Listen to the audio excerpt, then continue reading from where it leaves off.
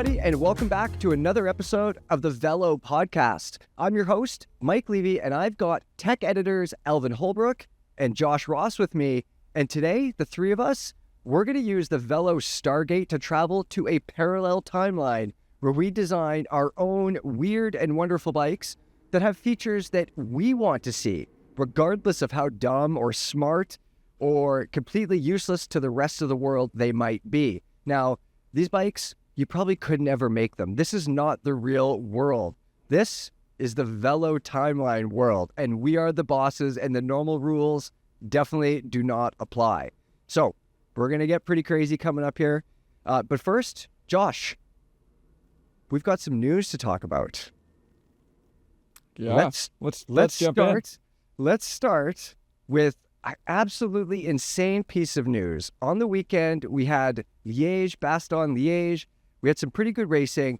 We had something absolutely crazy happen, though. We've seen spectators do some pretty dumb things over the years, haven't we?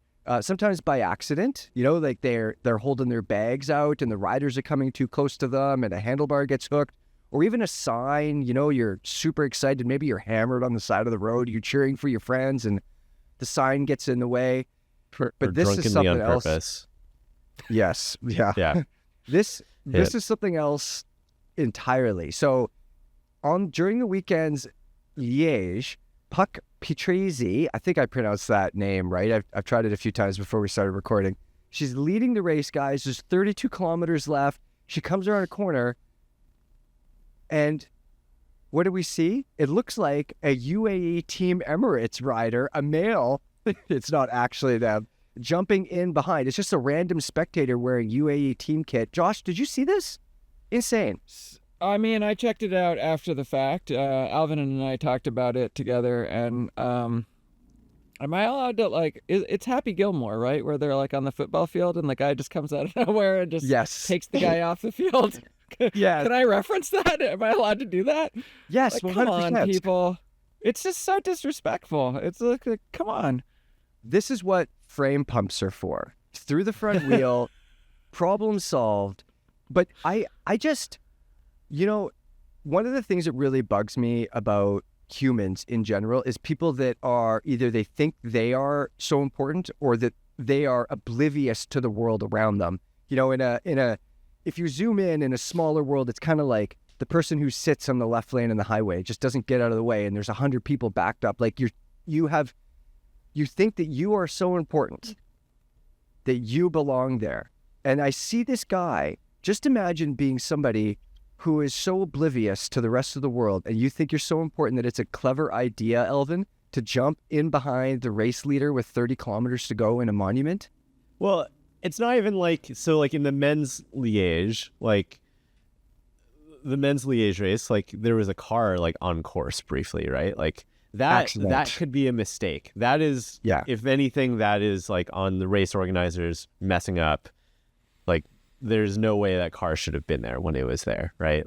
Even for the brief moment, it's not that long of a gap when the racers are going through, especially in Liège-Bastogne-Liège. That dude in the women's race was it was totally premeditated.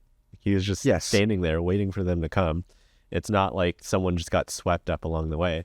I don't know what the answer is. Josh, you were talking about getting tackled. There are multiple instances of the sport that I follow the most, frankly, is the NBA. There's one specific instance of this young kid coming up during free throws of a Knicks game and coming and hugging Carmelo Anthony because he's a huge Carmelo Anthony fan. You can afford to do that in those situations. Yeah. And I want to just be very clear that I'm not actually advocating for violence even in this situation. Maybe you should. But maybe, I don't know. Maybe you should. I hesitate, but it's like Levy said, I am just frustrated with the state of humanity, mostly. Wouldn't your friends beat you up? Your friends that you ride bikes with, if you were at a race and let's just you were there on your own and you did this and your friends saw you on television or they found out the next day, if one of you guys did that, I would literally never speak to you again. Yeah, absolutely. Well, I think there was a story on Velo, I think in February, and it was titled like, it was basically just saying that the UCI isn't doing enough to keep its riders safe.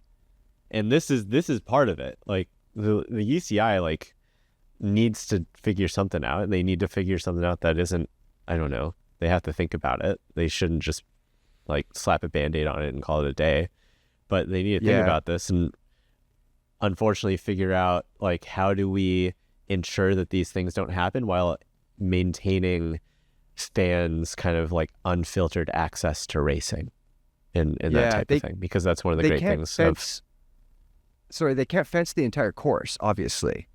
I don't know if there's a UCI solution here. I don't know. I think it's a legal thing. Well, I think it's like the penalty has to be so high, it has to be like public flogging or something. Like it has to be so high that people, even if you're hammered on Amstel Golds, like you can't, there has to be a penalty so high that you would never consider doing this, because it's just people thinking they're fun. Where's that penalty coming from? It has to be the law. I don't know. You need some cyclists in there, I guess. I don't know. Like snipers. UCI needs some snipers all along the course. Yeah, you can't even get people held accountable for getting run over by cars. We're gonna do it here. Yeah. Well, yeah. And I mean, the other thing is that other sports kind of have this figured out because they can charge people for being there. Yeah. Right. Like in pro cycling, that's just not a thing. Like there's only a few places where you can pay or you can charge the audience for showing up. And maybe more public shame. You know, like you had this year, we had those spectators that threw piss on Vanderpool, and you hear about people getting spit on all the time and stuff like that at cyclocross races. Like, you know, we hear about these people and they get caught and they get fined or whatever, but like these people need to have their picture put up somewhere and like shamed or something. I don't know. I could be in favor of that, because it's just like, that's an easy thing to do. It's just such a symptom of just society, humanity at the moment. It's just like, do people not have shame, or like what's wrong with you? Just like respect people. How hard is this? Yeah, exactly. Anyways, well, maybe we'll find out what happened to that guy, and hopefully something bad happened to him, to be honest.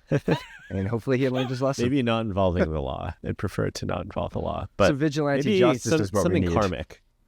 Yes, happens. I like that. Something karmic. It's just it's not no one is actually involved. It's just like, you know, something let karmic the universe happens. handle it. The universe handles it. I like that solution. Yeah. Okay, Jeez, let's move on to something more tech-oriented. We've got 2 reviews to talk about. The first one, Alvin, you just reviewed a new computer with a battery that lasts forever and ever. Tell us all about it. Yeah, so Coros Dura. Coros is a wearables company that's, I guess you can call them a wearables company. They've been around for, I think, close to a decade. Their first product that I was familiar with was a smart helmet that they no longer produce. What's a smart helmet? Yeah, I mean, it like lights up and it like senses if there's like a car coming and there's a light built in. Anyways. Okay. So the Dura... Coros is a little anti-Garmin. They're like an open ecosystem, but really good hardware. Are they an open ecosystem?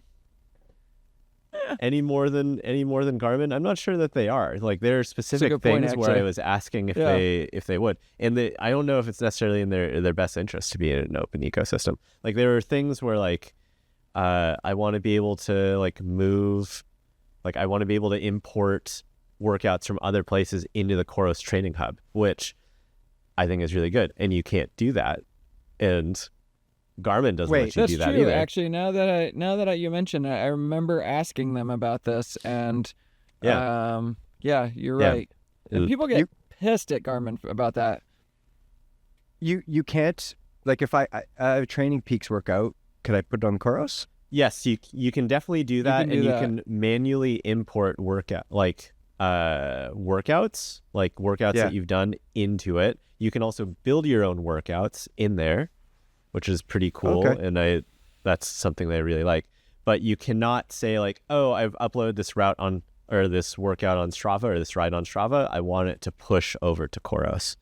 That's not a thing. Hold So on. You have to divest from Strava in that conversation because Strava's or digging map their my own grave. ride or whatever you want to There you pick. go. Yeah. So if I have a route, like if I've mapped a route, which I do all the time, can I put that a on the route computer is different head? than a workout. Okay, just making Yes. sure. Yeah, a route you can do at launch. You could only do Strava, but now you can do ride with GPS as well as Commute. Man, all these fucking computers, why can't they all just talk to each other and be nice? It's like the one thing with my Garmin, I either can get it to upload to Strava or upload it to Training Forks. I can't do both. And it's probably me because I'm not good with stuff, but it just never works, you know? This will do it. I feel like we should go on a tangent for just a second about what you're talking about right there, which is that go. I apologize. We got to talk about the hijacking computer at some point. We can go on that tangent, but I need to talk about this computer. I'm sorry. Absolutely. No, the computer is cool, and we should definitely talk about it. Really let's quick. do that first, actually. Yeah. The big thing, $249 gets you a claimed 120-hour battery life without solar. I never got that, but was I getting close to 120 hours with solar? Pretty close. Like there's one specific ride, 7-hour runtime, similar to what we did for the Velo field test whenever that comes out. 100 miles, and I had all the sensors connected. I had navigation, and it drained 2%. Okay. It seems to me that this is the computer's main selling feature is the battery life. It's defined by the battery. Absolutely. When I come home from a ride, I simply plug my Garmin into the wall and I leave it there, and then it's ready for the next ride. And like the battery Which Garmin do you have? Just so we know what we're talking about. It is a very well used and very tired 1030 plus. That's a good computer. So it's like 35 hours ish, I think. Something like that. And 37, I want to say, but I'm going to need not. more battery life than that once or twice a year for doing something stupid. Well, I'm gonna just show this to you right now on screen. You can't really see this, but right there, that is 65 hours of runtime, of ride time, and I have 42% battery life left. Last time I charged it was 53 days ago, according to this. Also, Mike, I have to push back on your thing because you're forgetting about the money amount in it. Yes. Which is like your 1030 costs like 600. $600. Yeah. This is 250 and it's getting more battery life. Yeah, exactly. There are downsides to this, especially if you're used to like a 1030. Like it won't the 1030 base map is pretty good. Like you can even see street names on there. You definitely cannot do that on here. You can't really interact with the map all that easily because it loads so slowly. It's kind of like you're interacting with a picture, basically. Okay. It is following a dot on the screen, and it works incredibly it's well like for that. 2017 breadcrumb style map, right? So totally. But the issue with that also is that even a lot of those computers that had the 2017 breadcrumbs, when a turn prompt would happen, it would tell you turn left at this trail or something like that, or turn left on this street, or second exit through the roundabout or something like that. And this just can't do that. Like there's no way around it. So that's rough. Yeah. What about the UI? Like for me, one of the reasons why I've used that same 1030 for many, many years now is that I understand how it works. It took me many years, but I know how it works. For the most part, I can get it to do the things I need it to do. I can move things around, and I'm not good with computers. I'm terrible. So once I get used to something, I don't want to change. How difficult for you was it, or maybe not at all, to get used to the UI on this computer? It's a great question. And I think if you are used to Garmin, you're accustomed to Garmin, simply put, there's just less options that you can have here. And so much more of it is on your phone. And so like building, if you want to change data pages or that type of thing, you wanted to have your heart rate at the top of the screen, you can't do that on the device. You have to do it on your phone, which in my opinion, like is something that people are really familiar with. And so fortunately the Coros app I think is really well designed. In the review I went as far as to say that I think it's the best one out of like the Garmin Hammerhead, like Wahoo, like quartet. So I think it's pretty darn easy. Granted, like my first bike computer was an SRM that died on me in 2 months because I bought it heavily used, and then I went to Wahoo, and so I've never fully gone into Garmin, and so for me Garmin is really frustrating. I use Garmin like as my primary. You're the Garmin defender here, I would say. Oh yeah, I love Garmin. It's just so good. But they're what am I trying to say? The Dura, when I jump into it, I actually absolutely that little dial is so genius. I love it. I wish that Garmin had a little dial like that. Why? Josh, why? It's just My so buttons work smooth fine. and it makes sense. And don't get me wrong. Again, I like Garmin, but that dial, it just like flips through everything. It clicks. I just love it. Yeah, and then you also have a touchscreen at $249 as well. So you can, if you want to, like, if I'm stopped, there's a decent chance I'm using the touchscreen, and then while I'm riding, I can kind of just flick through with the dial. Okay. So, Alvin, you've been using this thing. You've reviewed it.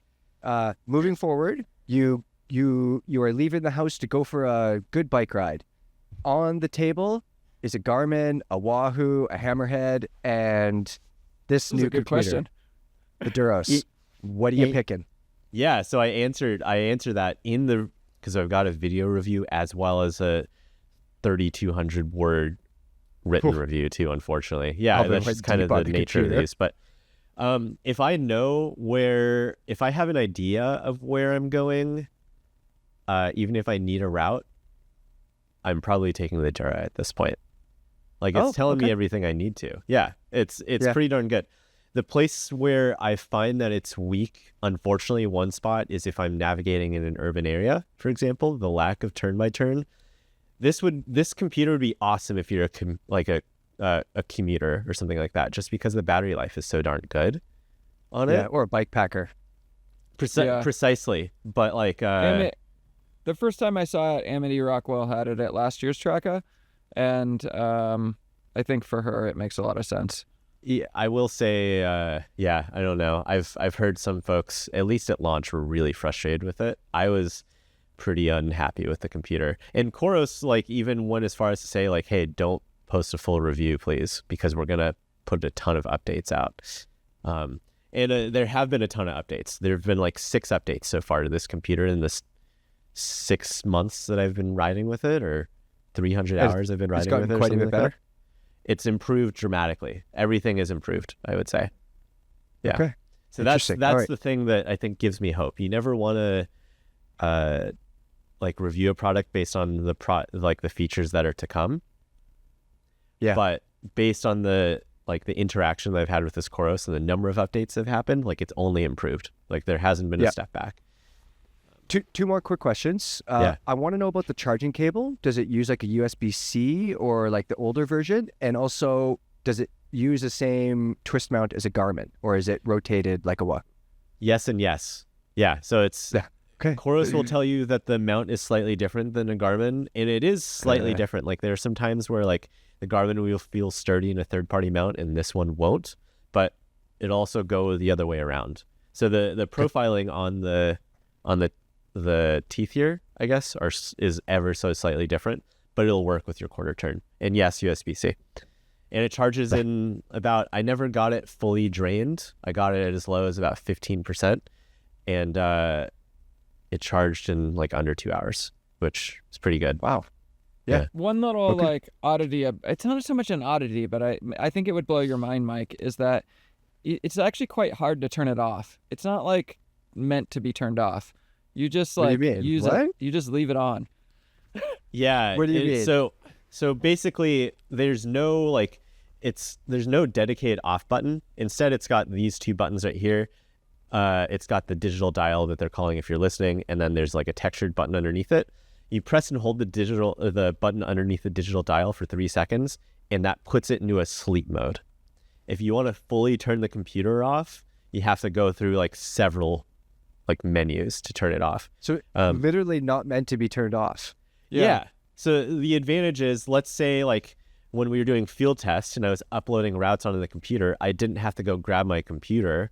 As long as I was within Bluetooth connection, I could add or remove routes and change things because my phone was connected to the computer. Huh. Yeah. And then Wow. it's got that crazy long battery life. And it also, if it's just sitting in your house getting sun, it'll charge. And then Will if you it? absolutely, I don't think know. So. That I don't know. I think you might have to have it on. We'll have to check. The Garmin charges like that. The Garmin Solars.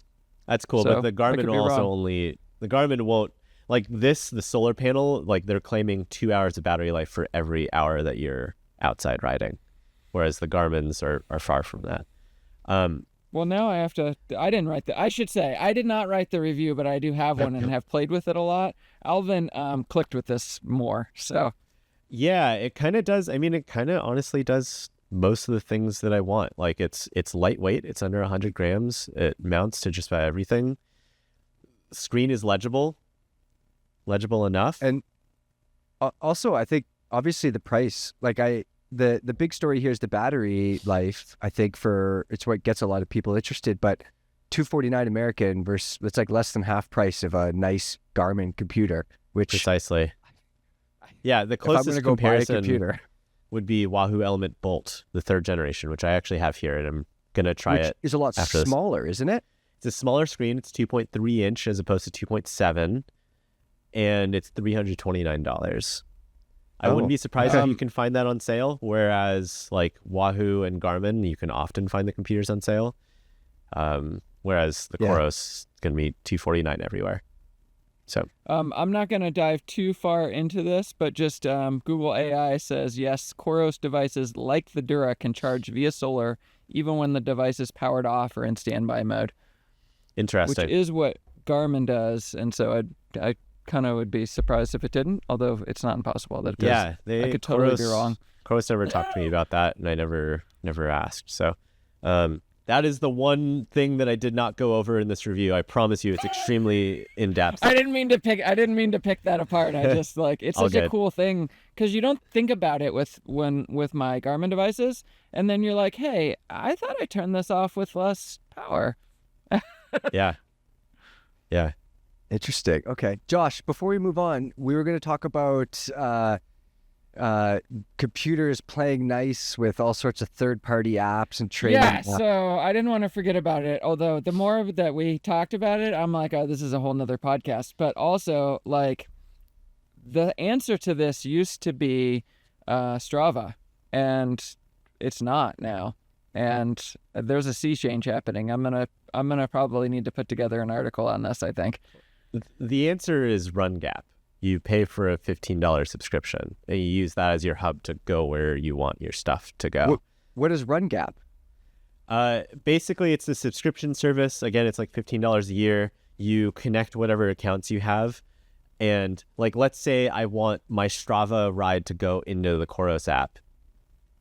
Like Strava will, like, whatever device I'm using, like device agnostic, will upload to Strava, and then I can push it to wherever I want to afterward. Now, shit. I should mention for the Garmin haters so that they can get their pitchforks, if you do not record with a Garmin device, it does not matter if you import the workout. It will not count towards your training metrics. Yeah, that's whack. Computers. Good Lord. Figure it out, boys. Levy, next time you're here in California, I'll pass off this Coros computer to you if Coros lets me hang on to it. So Yeah, I would love to try I think you would like it. Yeah. The battery life is interesting for sure. Mhm. I like that for bike packing stuff. That makes sense. Yeah. Okay, we got a bike review to talk about, boys, before we enter the Velo Stargate. Will Tracy, who is not with us today, but he just posted his Kona Ouroboros review. And he started it off. Well, I should say he started off, but there's a quote in there that I want to pull out. He said, "We need to get something out of the way right off the bat. The Kona Ouroboros Carbon is not going to be for everyone." Alvin, you didn't ride this exact bike, but you've ridden an Ouroboros before. Why would Will say that? What is so divisive about this bike? It's because this is another one of the drop bar like mountain bikes out there. Like this one, it's heavy for one. Like I didn't ride it, but like I've been with Will riding it, and we've exchanged a lot of feedback and so on and so forth. It's heavy for one. The handling is pretty weird, I would say. Like it doesn't handle like an average gravel bike if you take the aggregate. Yep. It's got a dropper post. It's got suspension. You know, it's just so completely different than like, I don't know, if you take like a standard gravel bike, it's probably a Trek checkpoint at this point or something like that. I love that as the standard gravel point, or the standard gravel bike. I always look at that bike when I'm doing reviews to go like, okay, this is the standard. Now what? Yeah, I wouldn't say it's necessarily the standard, but it's the one that I see all the time. I see that bike all the time, and it's so accessible. Like it's just really good, easy to buy. Like, yeah. Yeah, the handling is like weird too. It's very mountain bikey, and so again, not for everyone. Yeah. It's 69.5 with the suspension fork on the front end. One number that I did pick out that is interesting to me and that I actually like, so I haven't ridden an Ouroboros, but 4 45 millimeter chain stays, boys. I was looking at that too, man. Holy crap. That's like limousine. I like it. I know. Well, that Lee Coogan Innova had like 430 mil chain stays, which is perfectly acceptable on a gravel bike, even with the 2.3-inch tire clearance, something like that. Yeah. So. Yeah. I think all gravel bikes should be quite a bit longer. We're gonna get to our dream bikes in a minute here, and you guys are not gonna like the geo numbers I picked. I'm very curious. I have an inkling, but nonetheless, like I wanted to get on this. I wish I had the time to get on this bike. Because it looks like an interesting thing. Fun. Yeah, it looks like a lot of fun. It looks like the kind of bike that a lot of gravel riders should be riding, but don't want to be riding because they want to ride like a gravel bike that's closer to a road bike.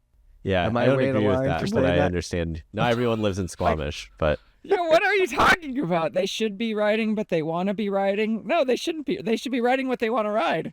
Yeah, no, they could, of course, ride whatever you want to ride, but we've talked about this geometry stuff before, and like, I think the gravel bikes are scarier than they need to be. And obviously, you know, not everybody needs suspension, and not everybody needs big tires, and not everybody needs a dropper post on their gravel bike. But nobody should feel scared and sketchy on their gravel bikes and like kind of jittery and loose, you know, and that's where this geo comes in. And it's obviously not the geo for everybody, of course. It's not, you know, and the bike is obviously 2.5, 3 pounds heavier than, you know, a light sporty thing. But I think that a lot of people would love riding this type of bike on the right type of terrain who might not expect it, you know? Exactly. And especially like loaded up with some gear even overnight, just like 10 pounds, 20 pounds, 15 pounds of gear. Like I think this really starts to make a lot of sense. Like, and it's making me think like, oh, what can I do with this? Whereas, I don't know, I think about like when gravel bikes first started to really kind of take off, I remember thinking, oh, this gravel bike is making this really tame, like single track flowy bits like fun again, because my old bike was getting a lot more capable. Like my Scott Spark was getting more capable. Like, and so take something like I had access to an open up, and I was like, oh, this is it. This is really good, and this kind of takes it to another level. So I could do that single track fun stuff without thinking too hard, but I could do it loaded perhaps. Yeah, exactly. Yeah, you're probably going to be going a little slower. I hate it so much. I hate it all. We know you hate everything you're talking about. We know. Yeah, we know. I'm kind of kidding, but I'm also like, God. You're not kidding. You're not kidding. There's like, no, I don't really hate it. I actually love suspension gravel bikes. I think they're like really smart. I just don't think that many people actually need them. I think most people go out for a ride on fairly smooth stuff, and they want to have fun and ride fast. But forget the suspension. Just think geo for a minute. Just the geometry. And so if this bike, Josh, had, you know, a rigid fork same head angle, but a rigid fork, and it had some light wheels on it. It's some speedy, whatever silly 38 millimeter gravel tires you like to use these days. No, I run 45s. Okay. And it doesn't have a dropper post. It weighs 2 pounds less. It feels sportier. The handlebars are in the position you need them to be in, but it's got, a much longer wheelbase and a much slacker head angle. Unfortunately, the Ouroboros needs like a foot more bottom bracket drop. Let's just pretend it has that. But I think that if I had to guess, you wouldn't be slower, on the pavement going to your place, and you would be much more comfortable with the bike moving around, and it would move around less underneath you on the gravel. And of course, it depends what kind of gravel you're riding. But yeah, I do agree that suspension is not for everybody, of course. Yeah. Yeah. Especially with that 445 mil rear chainstay, that rear center, that would be real stable when it gets. That's what I'm talking about. Weird. Yeah, yes. when it gets weird. We have our Mother the Mountain here in Portland, OMTM, and they do these like, I don't know, mountain bikey-ish, like gravelly things. And I have been on some of those rides. Stuff that me and Levy are riding. Yeah, right so now. I've been on some of those rides coming down like things that are too steep and too tight, and I hate it, and I absolutely hate it. And a bike like this kind of geometry, like you're perched up so high, and like it feels so sketchy. And a bike like this would fix that. But also, I kind of would prefer to just not do that. Yeah, go that's ride fair. a Forest Service road. Yeah, no, I understand. Well, Josh, since we are talking about bike preference stuff here, why don't we get into our dream bike builds? Let's fire up the old Velo Stargate and get to that other timeline where Josh Ross of Ross Bikes. I need a stamp of your name, I think. He's working on the name, everybody. Yeah. But he has designed a special bike for the type of his riding. So I want to start off first by describing the use case. What is it for? What type of riding is it for? What do you want to do on it? Yeah, okay, so I actually wrote up a whole thing about that. There's I got pages, I got charts. No, I'm just kidding. But I did get quite into it. And so I want a bike that is just as capable, if you go out for a 30-mile ride, which is like a midweek short ride for me, and a 150-mile ride, 200-mile ride, they should be just as capable. And if I want to smash it on the 30-mile ride up all the hills and to the stop signs, it should feel snappy. When I step on those pedals, it should jump. And yet it's still what? Speed. You want speed. Yeah. I want it to feel fast, feel fun. It should have there's a spring to the carbon layup. A carbon, of course. I didn't even write that in. Of course Obvious. It's carbon. Of course it's Gerald. Yeah. Oh yeah, no, that's how it starts. This is the most aero bike that has ever existed. But I'll get to that in a second. I'll let you ask me the questions. But it should feel really snappy and really fun. But then it also has to have the features that I want when I'm doing 200 miles. What are those features? Okay, so there's a couple of things. You'll appreciate this is it should have down tube storage. Yes. And I should be able to fit a jacket in that down tube storage. Yep. Like a reasonable, not an ultralight jacket, but like a hard shell, lightweight sort of hard shell thing. There should this is the first time I will diverge from what is actually possible in real life, and I will say it should have top tube storage for food. I should be able to put my gels and not gel. I don't actually eat gels anymore, but a little food in the top tube. Like a little door in the top tube as well. A little down tube storage, but it's top tube storage, and it'll fit food. It's smaller because it's top tube, but Yeah, I like it. Like a little magnet hatch or something. Yeah. Have you used the top tube storage mount on the Canyon I haven't. Endurace? I mean, No. in my review, it broke. The hatch broke because the space is so Pretend small. it didn't, though. Yeah, I mean, it broke as I was I wasn't doing anything weird. It was just pulling out the neoprene sleeve, and it pulled the whole thing out. So Oh. I don't know. It's a standard bag. The strap-on bag is pretty cool. It's a really good one. Yeah, so I prefer not to. This is Mike. I've never seen so. I've never felt so seen as when Mike said you're always like slightly off to the like slightly off to the side. So I don't actually like to carry things on the bike if I can avoid it. Like physically on the bike? Yeah, like I don't like luggage on my bike. Okay. Bikes are a beautiful thing, and they should be allowed to be beautiful, even when I'm doing a crazy long ride. And so I generally will carry things if I can help it. You kind of have to at a certain extent, but if I can help it, then I will carry things only in my jersey pockets. I don't even, if it's a road bike, I don't even usually ride with bib shorts with pockets. So. Jesus. Meanwhile, I go out for an hour and I have a massive tail fin top tube bag that I can like put a tent and a sleeping bag in, just because I don't want to take it off because I'm too lazy.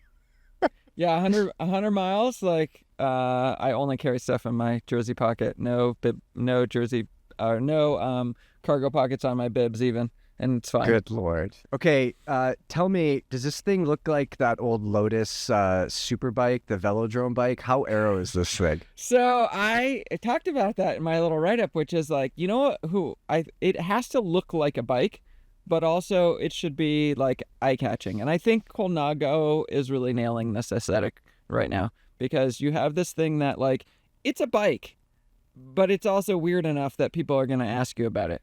And yeah. You know, it still fits like a bike. Like, I don't want a recumbent is super aero, but I'm not. No, no. Yeah, need to not review yet, a everybody. I think something is gonna click there. Not being mean. I think you're gonna love it.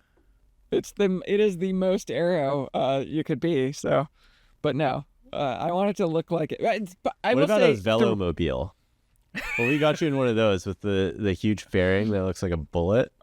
Yeah, I was just gonna say not the like car-like ones, but I would be curious to try those like bullet ones that are like just meant to be like land speed record things. I'd be curious to try that.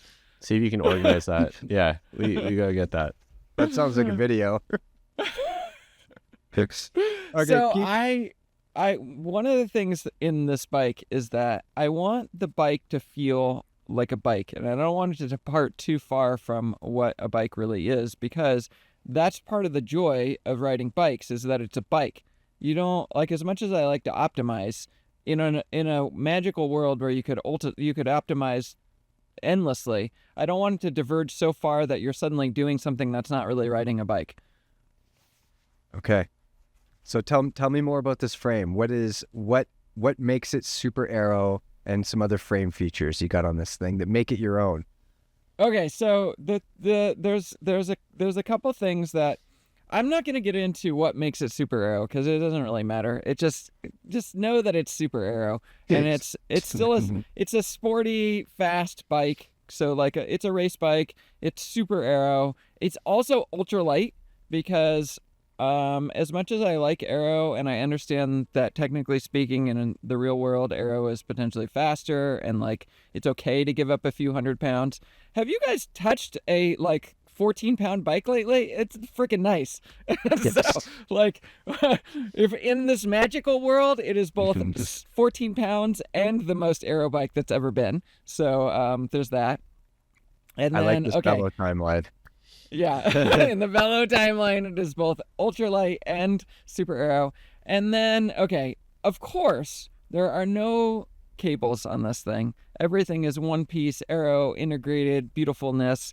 However, and obviously it's electronic shifting, but there's no maintenance. You don't have to charge this thing. It's like the Dura. You just like, it just goes forever. And there is no internal routing.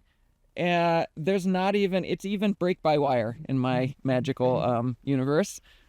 There is no cables inside of this frame. Brake-by-wire. So we already have brake-by-wire cars. I don't know. I honestly feel like those have fail-safes usually. Those usually have some sort of backup. Same with steer-by-wire in cars too. So they'll have some sort of backup thing going on. Ross Bikes has it figured out though. They don't need a fail-safe. They've bribed the government so they don't need any fail safes whatsoever. Wasn't there a Ross Bikes in like the 80s made mountain bikes? Y'all familiar with there that? might have been actually. Yeah, I think there might have been. Yeah, I remember seeing like a bunch of like chromed out Ross Bikes.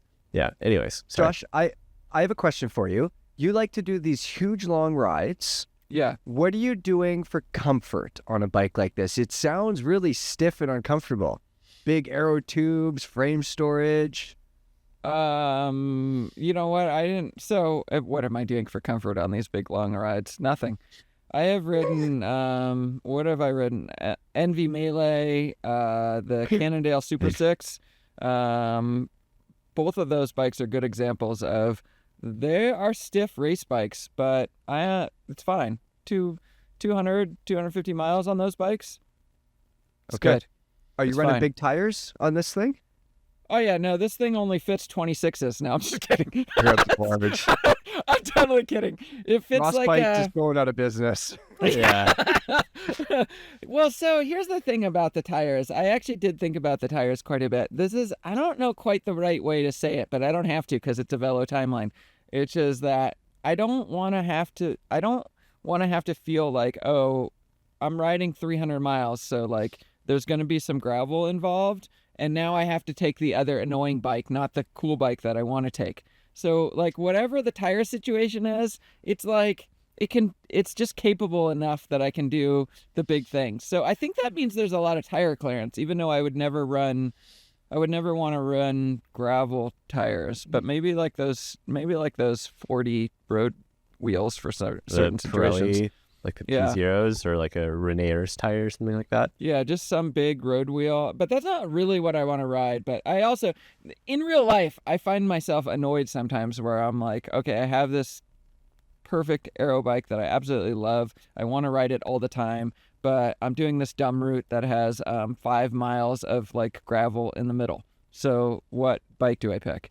It's just like, I would just choose to cut that 5 miles out or move around it, or like even if I have to ride on the highway in real life. But in the Velo timeline, I'd just be like, okay, this bike is just gonna be able to handle that. Let me ask you this: would you rather ride 5 miles on that dirt, forcing you to require a different bike, or would you rather ride 5 miles on a highway? 100% the highway. In fact, I don't even mind Crazy riding on bad. highways. If I could just ride highways, like if it was just as acceptable, I would, because they're flat, straight, smooth, good pavement. What name would you give this bike? Would it have a catchy name? Now we're getting into marketing and stuff. And Yeah, what that's would it be? interesting. Of all the things I thought about, I did not think about a name for this bike. Yeah, Fast AF. Yeah, there we go. Okay. All right. Well, no surprise. When I suggested this to Josh, everybody, I suggested that he would come up with some sort of aero bike, but that would use a sail so that he could actually tack upwind when there's a headwind. That's how aero the bike would be. But he hasn't employed my sail idea, so that may be in a different timeline. It's because I do want to keep it like, as much as I talk about the aero and all these optimizations that I like to do, there's this joy of bikes that I like to call it yoga on a bike, which is when you are just going and you look out ahead of you and it's just straight and flat, and then you sort of concentrate on your breathing and you start to position your shoulder. You bring your shoulder blades down your back, you lengthen your spine, and you just Alvin, pedal. does this sound fun? Just hearing Josh like just being really earnest about what he likes about a bike, and you're just laughing. Is it yoga on a bike because you need to have done like 2 decades of yoga to fit in your crappy aero position that's too low? Got him. No. It's meditation. It's just like, Yeah, I want to just turn off my brain, and I want to just focus on breathing, position, what the things my muscles do. Like, yeah. Well, geez, I'm gonna do my I bike. got earnest, and you guys just made fun of me. Like, come on. I didn't make fun of you. I just laughed at what Levy. Josh is thinking about maximum aero position, and meanwhile, one of the biggest points on my dream bike is having a stack of like that's 650 millimeters tall and a huge head tube. So I think our timelines separated at some point through the Velo Stargate. You're the host, but should I interview you? Okay, Mike. Yeah. If you were designing the perfect bike in your timeline, where's the first thing you start with this bike? And I assume this is a gravel bike, right? It is a gravel bike. Yep. Yeah. That is the use case. The use case is lots of gravel, but lots of long days and maybe some road stuff too. Josh, every good bike has to start with good geometry, right? If it doesn't have good geometry, the bike is going to be shit, no matter how aero it is or anything like that. I am going to get on my high horse for a minute because I think I've said this before. I think a lot of gravel bikes are like, they've had the geometry designed by road riders. And like, I understand that people are going to be in packs and you're going to be tight and so on and so forth. But like, you're on a fucking gravel road. This thing, it doesn't need to turn on a literal dime. You know what I mean? So I don't want it to be super sluggish, but I do want to have confidence. And most confidence comes from stability. I see when you're riding on a gravel road, even just a flat gravel road, when you're working really hard, someone's beside you, they're working really hard, you look over at their bike, you could sometimes see the bike, depending on the gravel surface, like moving side to side a little bit. The bike is just slightly fishtailing around. The bikes are all too short. They need to be longer, lower. So that is where it's going to go. You're going to have way more bottom bracket drop. My Stiggy has 76 millimeters. I have a large Stiggy, I think, 76 mils. But of drop? Yeah, bottom bracket drop. Yeah, it might be slightly more, but it's about there. I'm going to run 165 mil cranks, and I'm going to run 2.2 inch wide tires. And that means the bottom bracket drop needs to be way more than that. I don't know. 80, 85, who knows? I have no idea. 85. But the idea, yeah, it's going to be way lower. That is going to help with that sit-in feeling instead of sitting on top of. That is why everyone feels so damn sketchy all the time. Also, it's going to have way more stack. That's also going to help. I think a Stiggy has 145 millimeter tall head tube and 600 mils stack. So we're going to have more than that because I don't want any spacers under my stem. And, guys, we see now people like World Tour pros, they are sitting up way, way higher and they can use their drops more because they're sitting up higher to begin with. The drops are more usable. Everybody's handlebars need to be higher. So I'm going to make sure that they're higher by having like, I don't know, 160 millimeter head tube or something stupid like that. Stiggy's 145. So no spacers. And then obviously it's going to have a way longer front end made to work with a shorter stem. This is like old news in mountain bike world. But the whole idea is you're going to be the same. You're going to be stretched out the same, but you're going to be farther behind the front axle. You're going to have way more confidence. You're not going to feel like the front end is going to catch you in the high side. You're sitting in this bike. You're sitting in this bike and you're sitting fairly upright. Yeah, well, yeah, definitely a little more upright than most people sit. You're sitting in the bike. It's also way longer because the front end is longer and it has, I don't know, 445 millimeter chainstays because it has to fit like a 2.3 inch tire. But more important than the tire, people need to feel safe on these freaking bikes. If I've ridden with 1,000 people, I would say 950 of them look scared and tentative on a gravel descent, regardless of if it's like loose and chunky or if it's like hard packed gravel and fast. And that really just comes down to geometry. It's like, this is mountain bike world. It's like, not questioned. So I think that gravel bikes should be way longer. I think they should be lower. I think there should be more stack. The whole idea is to be able to sit in them because then you have more confidence. You worked your ass off to the top of the hill. You want to have fun on the way down, boys. Do big skids. You don't want to just be hanging on for dear life. You know what I mean? Yeah. That was my big geometry tangent anyway. I mean, I know exactly what you're talking about there because that's exactly how I ride often, is feeling unstable on those descents and things. So now I just accept that, and like it's almost a feature for me, but I see where you're going with this bike. Okay, so have you thought about any of the, the running gear? Are we talking electronic? Are we talking mechanical? Yeah. Are we talking what kind of wheels? Give us the rundown here. So definitely wireless, wireless drivetrain, internal brake routing, but the routing uses a normal stem. The front brake line goes under the stem where you can't see it, through the top cap, in front of the headset bearing. In front of the headset bearing. Why can't you just put it in front of the headset bearing, everybody? It's carbon. Because Cannondale already did it and it kind of sucked. Yeah, I was just going to say, I'm like, doesn't this exist? It does. It did. Well, do it better. No longer. Yeah. Yeah, Cannondale's... Keep going, please. The real challenge comes because you're going to be running a suspension fork on here, and I want the bike. Man, my favorite thing about your freaking road bikes is when I look at them and it looks like they have no cables anywhere. Like that is just like, there's something about it. It looks so simple and beautiful. So it's going to have a suspension fork, but somehow the brake line gets routed, I don't know, in front of the steer tube. I have no idea. Down the bottom, out the bottom of the crown. Who knows? Who cares? Might I suggest brake by wire to solve this problem for you? I don't think so. No. The idea is it looks nice. It's super easy to work on.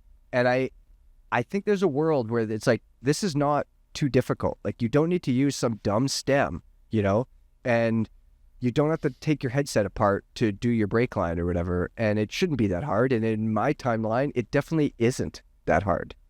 It also, Josh, is going to have in-frame storage. Of course. That was my next question for you. Yeah. Fist size openings. Love it. Because you got to get your fist in it. Yeah. No visual. I was just gonna say no visuals, and then there we go. It's gonna have a door low, just above the bottom bracket, and it's gonna have a second door closer to the head tube. It's not my job to engineer this thing. That's the engineer's problem. Yeah, I don't give a shit. That's fine. Make the thing, and that is because I'd have my jacket up top near the head tube, and I have my important mechanical tools and supplies stuffed down at the bottom bracket like they are on my Stiggy right now. That's where they should be, nice and low. It's going to have room for a 2.4-inch rear tire. Don't ask me how. Is that a larger rear tire than your front you're going with? Not necessarily. Like, I don't think I'd want to run. 2.4 all around.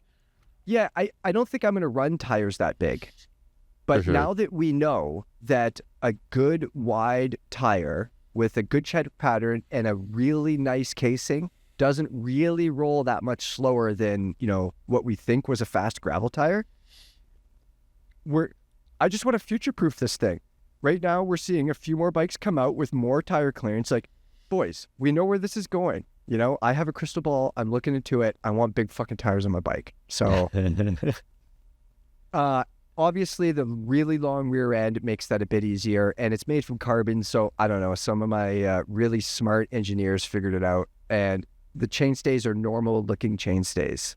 Also important to me. None of this raised. Well, you're not. I was just gonna say, have you seen how narrow some of these chainstays can get these days? And it's I thought it's amazing, but you want to actually keep them round. Well, not necessarily round. I just don't want them like lifted up, or down low. Okay. I just want it to look like a bike, kind of in the same way like you want it to look like a bike. I like the just two triangle, classy kind of thing,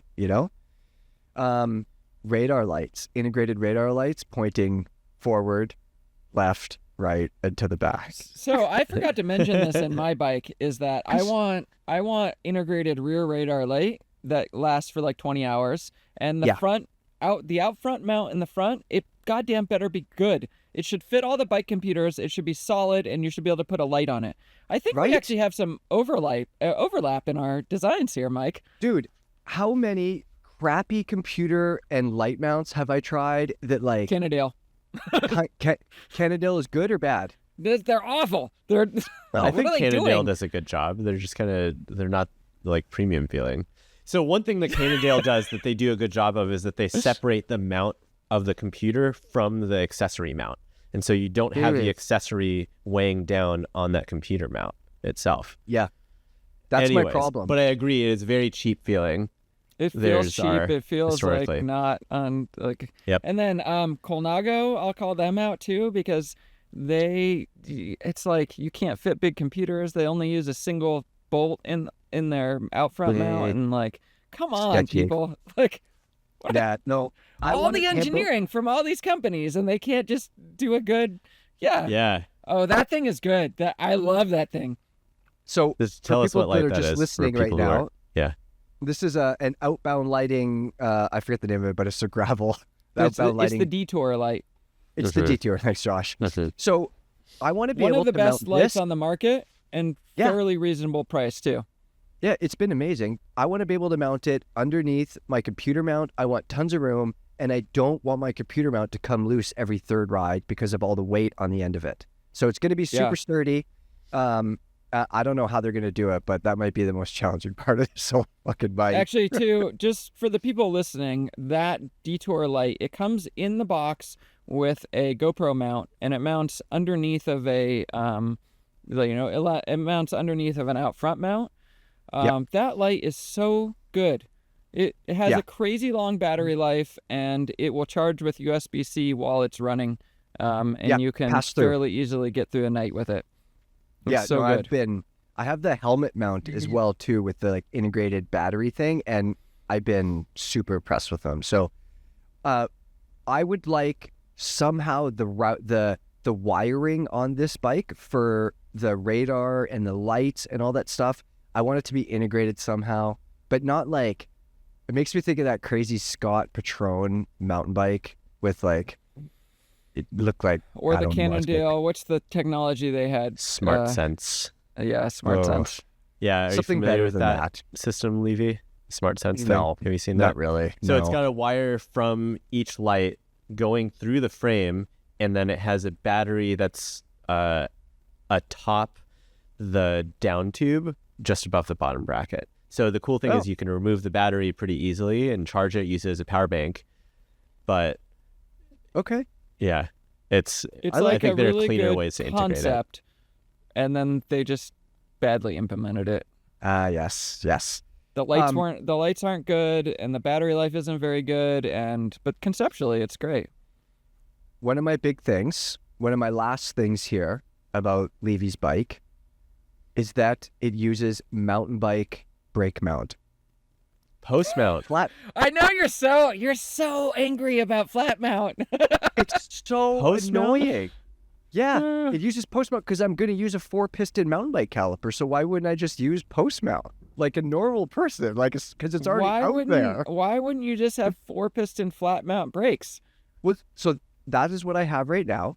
I have a flat mount on the back of my Sticky, and it is okay, but it's more difficult to set up than a normal flat mount. The bolt heads are harder to get to. It wants to shift. Like when I tighten it down, it always wants to move a little bit. It's just flat mount. You gotta go back and forth. Yeah. Yeah, it just is a little finicky, and I hate using a hex key on the underside of the chainstay. It's just little things, and I would use a 4-piston I scratched my custom NV bike by rotating the brake when I, because of the flat mount, right? Like, yeah. So there you go.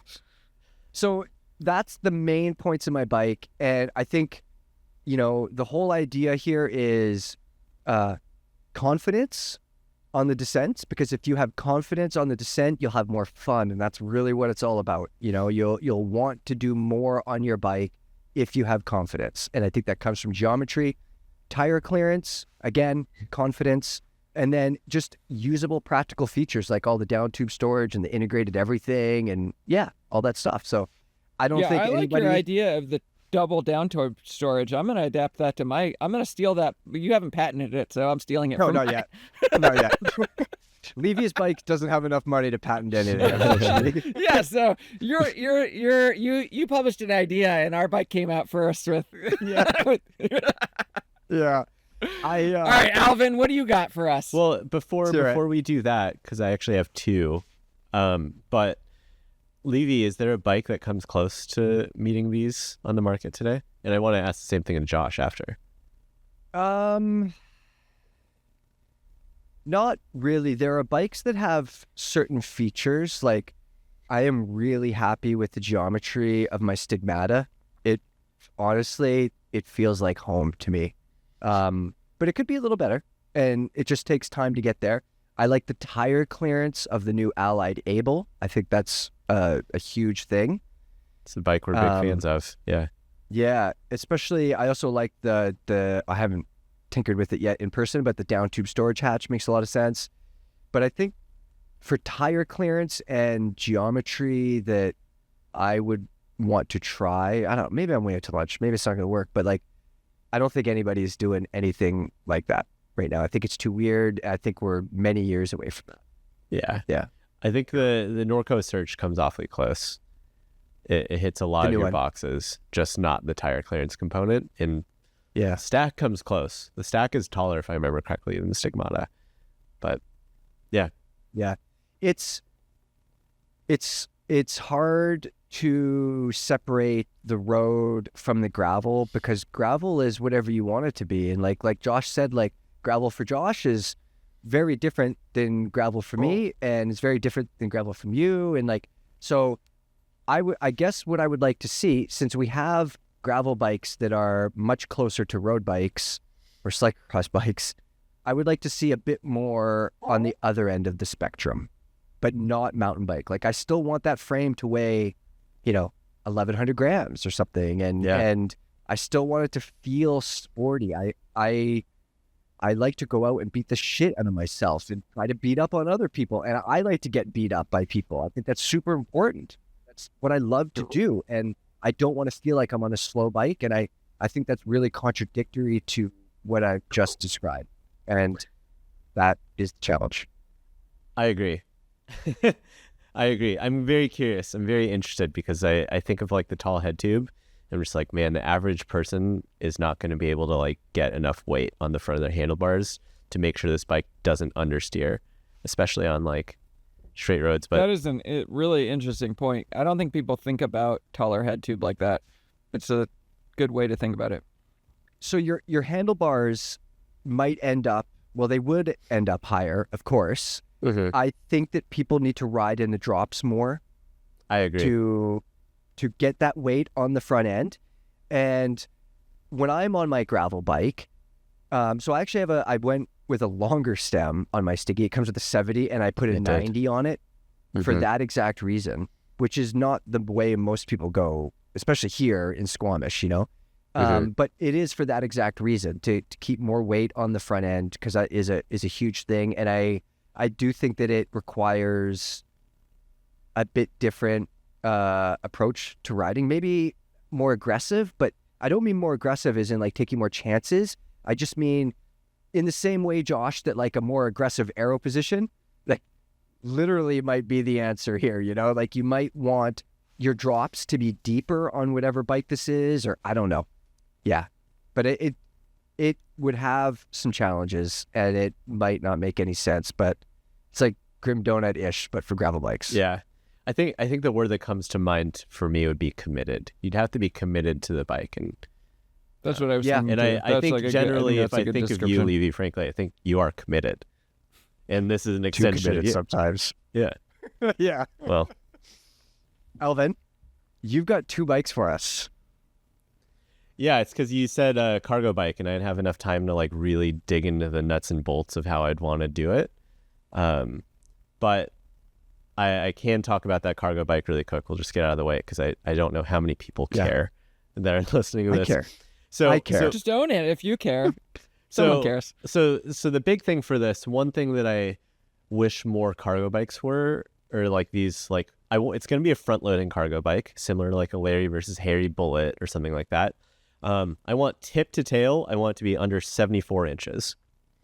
And the reasoning for that basically is I want it to be able to fit on a like a bus, like the front of like a public transit bus. That's the big thing.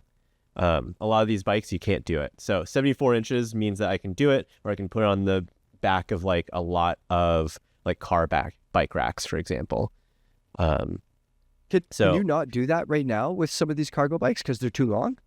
Yeah, I mean the Turn Quick Haul Long, for example, won't fit on my Thule rack. Like it's just barely too long, even with the 20-inch wheels. Oh, interesting. Okay. Yeah, and so that's because that bike is just ever so slightly too long for it. Yeah. Like if it was just a little bit shorter, that would compromise kind of the handling characteristics I like. But yeah. Anyways, the tip to tail length requirement means it's going to have to be 20-inch wheels front and rear. I've thought about whether it should be kind of like an Omnium style bike where it has the front wheel underneath the main platform, and I like how those ride, but I am hesitant to put like a living, breathing human on the front of it just because it's so much higher, So I want that weight low, so that means it's going to have to be like a front-loading, like Bachfeet style cargo bike. I also really want that cargo box or that platform to be able to fold again, so they can take it on like a public bus or something like that in the rare occasion that I can't ride or something like that. Yeah, so that's a big thing. The payload needs to be at least 200, like max payload needs to be at least 200 kilograms, which is about 440 pounds or something like that. Because I want to be able to put like stuff in it. I want to be able to put someone up front if I need to, like an adult, Nickel maybe. Yeah, like I date don't know. night. You and your wife, you go on a date night on the cargo bike. I love it. I do that. I do that all the That is time awesome. on all of the cargo bikes that I have. Like if it says it can carry or it has enough payload to carry 2 people, and the rack weight accounts for that. Like I am on the back of the bike. I'm sensing, how does this feel? Do I feel unstable? How does the rider, like the person riding up front, feel? Is that unstable? Like just because I don't have kids, so that's what I'm checking for. And me and Nickel use our turn all the time, where one of us is on the back, and we have groceries in the panniers or something like that, and we have the 2 of us on the one bike, and it rules. So it would be an e-bike, right? Yeah, it would be an e-bike for sure. It would have to be, like the motor that I've used the most frequently, that I've liked, has been like the latest generation Bosch motor. So I'd probably do something like that, like with all the smart unrestricted stuff. Right? Yeah, I'd want it to be able to do 28 miles an hour or 45K, just because I want it to be able to keep up with traffic. That's just like... Yeah, I'm fine with it being, I don't need it to be restricted. At some point, or unrestricted, at some point that becomes a moped, right? So I would want it. Yeah, I want the Bosch cargo motor with 28 mile an hour speed limit, basically. I've thought about drivetrain a lot. I think I'm leaning toward like a roll-off, like the 14 speed system, like wired into the Bosch battery. So it's just the one system there. I want a chain drive as opposed to a Gates belt, just because that's less expensive, and like the chain drive for me doesn't require that much maintenance. Yeah, and then I've thought about it a little bit. Like I've built up a few of these cargo bikes, especially these front loading ones. I would probably want to do some sort of cable steering linkage as opposed to like a rod driven linkage or something like that. Why cable over a rod? A rod seems more precise, I might say. I would say it's more precise. It's a little bit more robust. Yeah, the steering can get maybe a little bit vague with some cable stuff. The really good cable stuff is good, and the reasoning is because the rod driven ones tend to have like a limit as far as with regard to how much you can turn in the front wheel. Geometry. Similar to like Cannondale, like routing their cables in front of the headset bearings. Cool idea, but you can, like, people on their first rides on the bike would try and turn in the parking lot and they'd fall over. Like I saw that happen multiple times on the Super 6. This is why I don't design bikes. I'm sure you could figure out a better way, and I'm sure Cannondale could figure out a better way at this point too, but that's something there. So anyways, front loading cargo bike, it would probably look a lot like a Larry versus Harry Bullet, the standard length one. Okay. Just a little bit shorter, or there's a German brand called Carlos with a period, Car LOS, and they have one that has a folding bed, and that one's really cool. But and it actually folds in half with the idea that you could take it on a train. I don't want that necessarily. I don't need it to fold. That's very more. Europe. Yeah, it's pretty sick, but they don't seem to have any intention of bringing it to North America. So, Alvin, you didn't take me up on my idea of the air horn off a train for people that have parked in the bike lane. Come on now. That is a good idea. There's got to be something. There's got to be some sort of consequence for people. Or what about like a built-in U-lock to just hit mirrors? How about that? Like I did in my Sweet 50 days. Integrated paintball gun. You could just blast these trucks and cars, these delivery cars that park in the bike lanes. Boom, boom, boom, and carry on your way. You're right. Part of me wants to be extremely militant, and I want the option. Maybe like an add-on. This is the first Velo podcast we've really advocated for some violence. Yeah. It'll probably be the last based on I think where this is going. It's so hard because it's just like I don't think like regular people really understand that it's like just the continual beatdown of these microaggressions where you're like, oh, dude, they go like, oh, why are you upset about this? And you're like, well, because I let the first 15 go and now I'm gonna break your mirror off. Like, the car pulls in front of me and like it's not a big deal. I could slow down, but like this guy doesn't know the 8 other cars that have almost killed me in the last 4 hours. You know, oh God. Anyways. Yeah. No, totally. Well, it sounds practical and useful, but it sounds like you also have another dream bike that you built. Yeah, this road bike, which I'm just gonna say is a road bike because you covered the gravel bike so fully, comes really close to the Scarab Letras that Scarab built for me to ride in Colombia last year. So 80 mil bottom bracket drop, 57 mil trail, under 1,000 mil chains, like overall wheelbase, 74 degree seat angle. Those are all things that I wanted that I got on the Scarab, which is awesome. And handling was kind of wonky, kind of like talking about commitment. Like you have to load up that front wheel like on these sharper turns, like on going down a hill, and you just got to trust that it's not going to understeer. So, but I really, really enjoyed how that bike rode. Part of me with these road bikes, like I want more from them. Like a threaded bottom bracket is cool, but like threading material like this is so 100 years ago. Why can't we do like a really good press fit? Like, okay. And the press fit that the bicycle industry is used to kind of just sucks for the most part outside of like bicycle hub bearings. Why can't we have a bottom bracket with that type of tolerance? So I'd probably hold some on. sort of Go ahead. I'm surprised by you saying you want to go press fit because it would seem like you would be a threaded kind of guy. The tolerances are just a little bit better. Well, in our current climate, yeah, I want threads because that's easier to work on.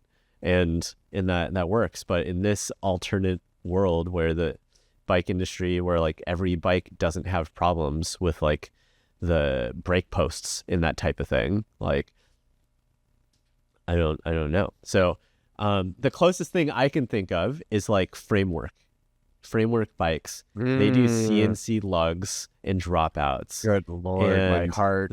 Yeah, and that CNC bottom bracket allows them to be really, really precise with the bearings that they put in.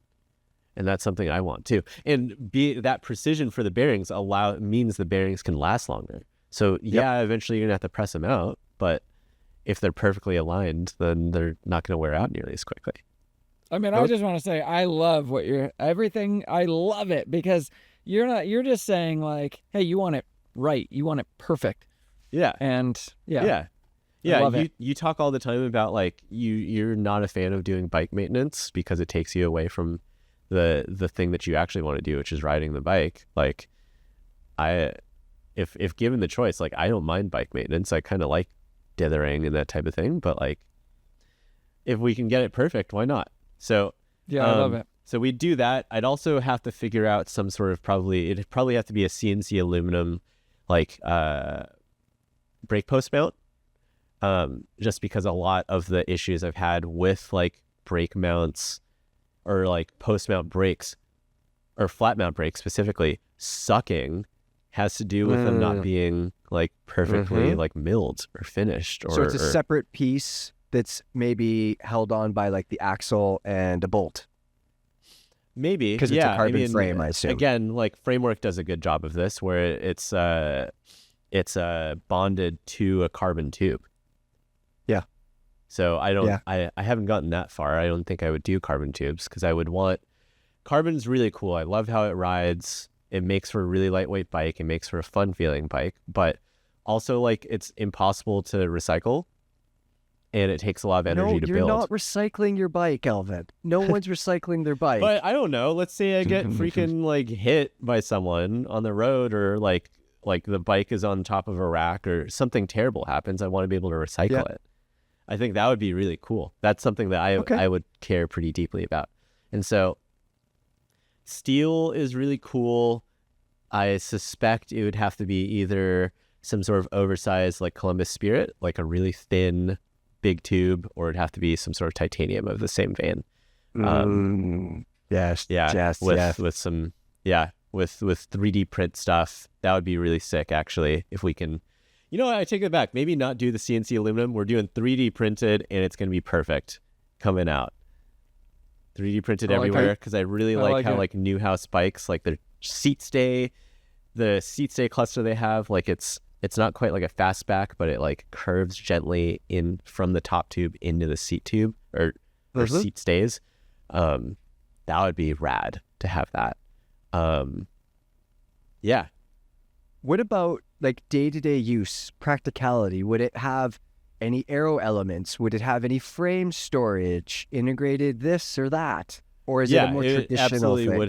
It would absolutely have some sort of down tube frame storage. I also would like a couple of like mount points for magnets. So if I wanted to do like a frame bag. So like I like doing the long rides that Josh does too, but I am totally happy to put the weight on my bike as opposed to in my back pockets or something like that. So I forgot the name of Fidlock. They have like these new bags that snap into place magnetically. That's pretty sick. And I'd like to be able to have this on this road bike. Okay, I like it. I like it. 45 mil tire clearance. I think that would be good. I want to be able to run a 40 with fenders in the rare instance that is happening. It's just luxurious. Yeah. That's the definition of luxury. Yeah. And then that's about it as far as I've gotten, honestly. I've thought hard about whether I want it to be rim brake, actually. I think what? Why do you want to go backwards what I was sitting here thinking, wow, I love Alvin's bike. And then I was like, what? Well, I thought about here, I didn't say that that's what I wanted. I thought hard about rim brakes because they're so easy to maintain. Like even the like post mount or the direct mount rim brakes that we've seen, like that have really good stopping power and modulation, those are still harder to set up, but they are harder to set up than your traditional flat mount brake.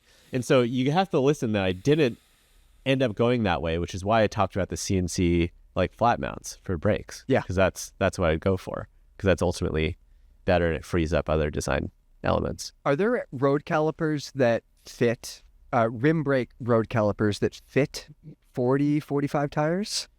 Well, yes and no, but not good ones.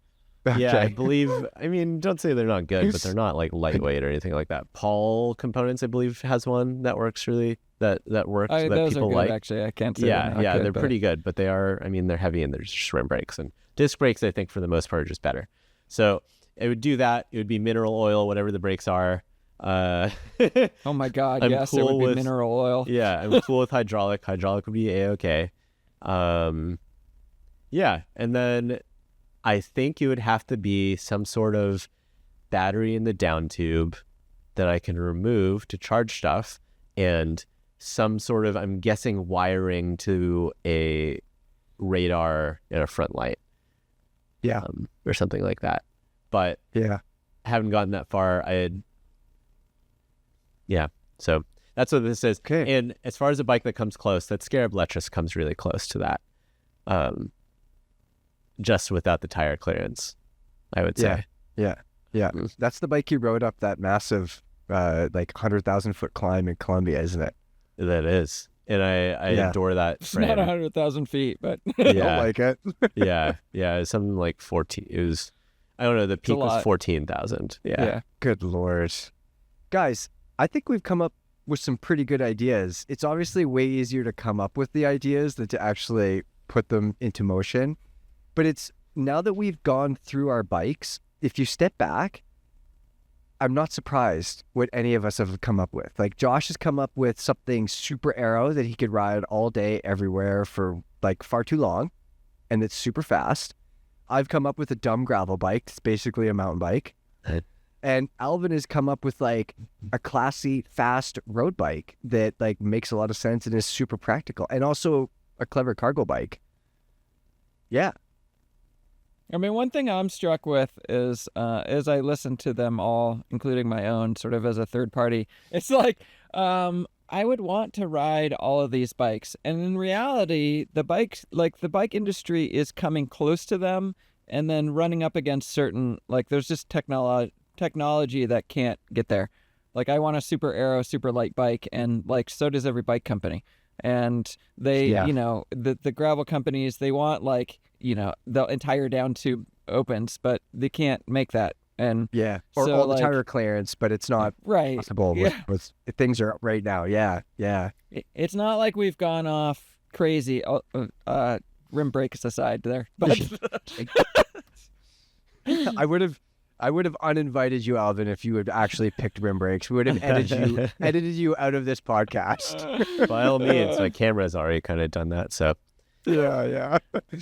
Guys, I'm impressed what we've come up with here. I think that the bikes make a lot of sense in a lot of ways, and obviously don't make a lot of sense in like real life ways, but that's what the Velo Stargate is like, and we're on the Velo timeline, so screw it. We can do whatever the heck we want, you know?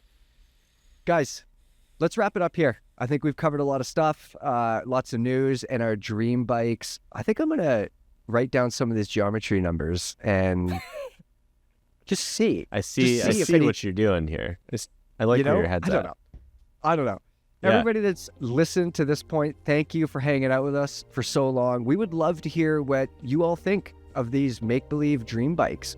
Do any of our ideas make sense in the real world? Are we like 10 years ahead of the time, or are we completely out to lunch and it doesn't make any sense at all? Let us know in the comments. And as always, if you enjoyed what you heard today, share it with your friends. And if you didn't enjoy it, that's okay. Share it with your friends anyway and say something mean. That's fine as long as you share it. We will see everybody next week.